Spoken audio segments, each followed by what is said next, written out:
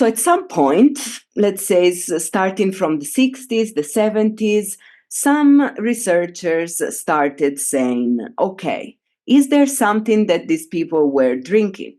Could it be that something that they were drinking was part of of the intensity of the experience? And also there is this very mysterious image where these two at least look like mushrooms. This one, it's not clear. Maybe a bag with something else, maybe a typical bag that typically contains something that we don't know. I think I put an essay in the material where Giorgio Samorini, that is this quite expert ethnobotanist, explains his version of these kinds of mushrooms and how they could be used. Maybe they were used in combination with something else. And so finally in the 70s, 78, Albert Hoffman, together with Wasson and Ruck, in this seminal book, they said, you have to look at what was in this special drink that the initiates drank before entering into the temple the last night.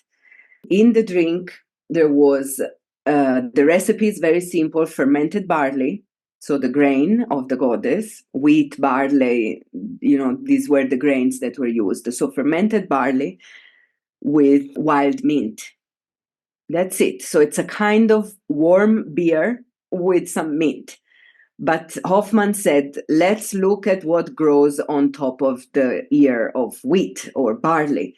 It's this kind of fungus called the Claviceps purpurea, also known as ergot, that has this ergonovine as an active principle, which has a molecule that is very similar to the molecule of LSD.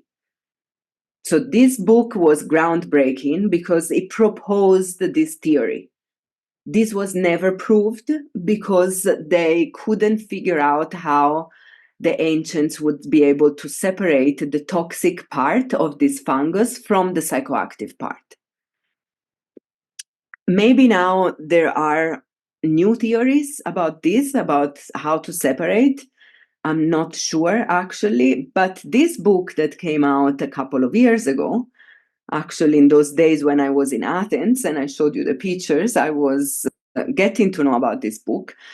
In this book, maybe the best part of this book is the fact that the author Murerescu, he puts some research together, and he says that he found a place, an excavation in a place in northern Spain, where there was a Greek colony, where probably an Eleusinian kind of ritual was performed for the people that couldn't travel all the way to Eleusis, because that was also, the travel was very long and costly and dangerous, and not everyone could go.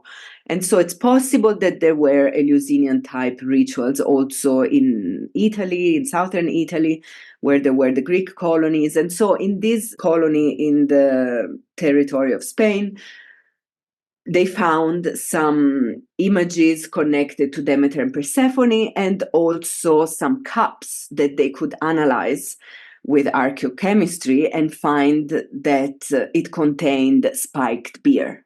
So something that contained ergot, fermented barley or grain, and having like something that had some psychoactive property.